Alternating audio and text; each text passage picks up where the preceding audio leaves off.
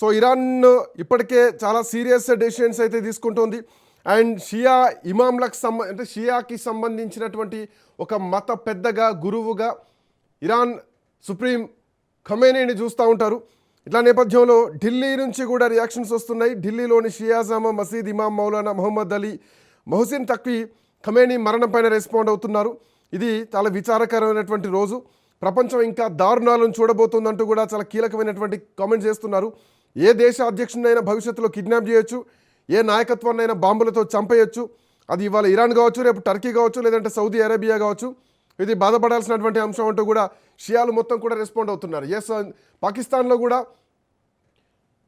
అక్కడ ఎంబసీలపైన, అమెరికన్ సంబంధించినటువంటి ఎంబసీలపైన కూడా ఇప్పటికే దాడులు చేస్తున్నారు. ఖమేనీ మరణం పైన పాకిస్తాన్లో కూడా కలకలం జరుగుతుంది. అమెరికా రాయబార కార్యాలయం మొత్తం కూడా పూర్తిగా ధ్వంసం చేయడం జరిగింది. మరోవైపు ఇంకొక బిగ్గెస్ట్ న్యూస్ ఏంటంటే హర్మోజ్ జలసంధిని కూడా మూసివేయడానికి ఇరాన్ చర్యలు తీసుకుంటోంది. ఎందుకంటే అక్కడి నుంచి సిగ్నల్స్ ద్వారా, హై ఫ్రీక్వెన్సీ రేడియో సిగ్నల్స్ ద్వారా సందేశాలు పంపుతున్నారు. ఇక్కడ ఏం జరుగుతుందో, ఇక్కడ నాయకత్వం ఎవరెవరు ఉన్నారన్నది ఆ సముద్ర మార్గం ద్వారా తెలుసుకొని ఇక్కడ దాడులు చేస్తున్నారన్నటువంటి ఉద్దేశంతో హర్మూజ్ జలసంధిని మూసివేయడం జరిగింది. హర్మూజ్ జలసంధి చాలా ముఖ్యమైనదని చెప్పాలి. ఎందుకంటే అదొక సముద్ర మార్గం. సో ఈ సముద్ర మార్గం నుంచి ప్రపంచవ్యాప్తంగా ఆల్మోస్ట్ రోజుకు 20% వరకు చమురు, అంటే ఫ్యూయల్, పెట్రోల్, డీజిల్ లాంటి చమురు ఏదైతుందో ఆ చమురు ట్రావెల్ అవుతూ ఉంటుంది, సరఫరా అవుతూ ఉంటుంది. గ్యాస్ సరఫరా కూడా అవుతూ ఉంటుంది. సో దాంట్లో ముఖ్యంగా అది ఖతార్ నుంచి చాలా కీలకంగా ఈ ట్రావెల్ నడుస్తూ ఉంటుంది. ఇప్పుడు ఇరాన్ అమెరికా మధ్య ఉద్రిక్తతలు జరుగుతున్నటువంటి టైంలో ఈ జలసంధిని మూసేస్తామంటూ కూడా ఇరాన్ ఇప్పటికే నిర్ణయం తీసుకుంది. అమెరికా, బ్రిటన్ లాంటి దేశాల నౌకలు కూడా ఇక్కడ పహారా కాస్తూ ఉంటాయి. సో ఇప్పుడు అమెరికన్ నౌకలకు ఛాన్స్ లేకుండా, ఇజ్రాయిల్కి సంబంధించినటువంటి సైనిక శక్తికి ఛాన్స్ లేకుండా, అక్కడ ఆ సముద్ర మార్గం నుంచి హై ఫ్రీక్వెన్సీ రేడియో సిగ్నల్స్ను ఉపయోగించుకోకుండా ఆ జలసంధిని మూసేస్తామంటూ ఖమేనీ మరణం తర్వాత ఇరాన్ ఒక సంచలనమైనటువంటి నిర్ణయం మాత్రం తీసుకుందని చెప్పాలి. అంటే ఈ జలసంధిని మూసేసి ఎక్కడా సిగ్నల్స్కి ట్రేస్ అవ్వకుండా, ఇరాన్లో ఏం జరుగుతుందో తెలియకుండా ఇరాన్ ఇక అటాకింగ్ మోడ్కి మాత్రం వెళ్తుంది, స్పష్టంగా కనిపిస్తోంది. మరోవైపు ఇరాన్లో దాదాపు 10,000 మంది భారతీయులు ఉన్నారు. అటు ఇజ్రాయెల్లో కూడా 50,000 మంది భారతీయులు ఉన్నారు.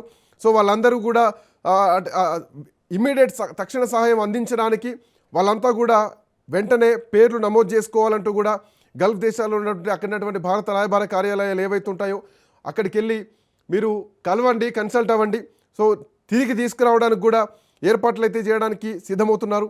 ఆల్మోస్ట్ ఇరాన్లో 10,000 మంది భారతీయులు ఉంటారు. వాళ్ళలో చాలామంది కూడా కాశ్మీర్కు చెందినటువంటి డాక్టర్స్ ఉంటారు, కొంతమంది విద్యార్థులు ఉన్నారు.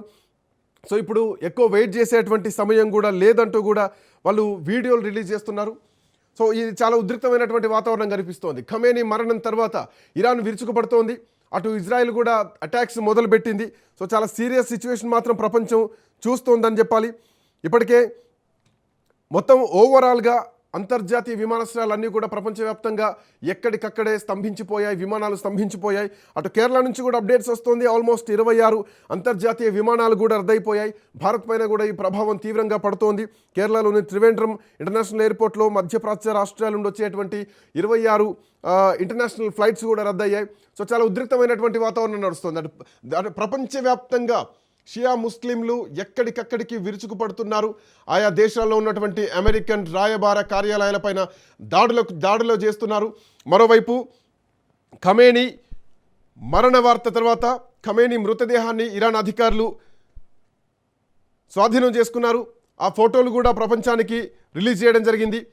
ఖమేనీ మృతికి సంతాప దినాలు కూడా ప్రకటనలు చేస్తున్నారు. మరోవైపు ఇటు భారత్లో కూడా ఆ ఎఫెక్ట్ కనిపిస్తోంది.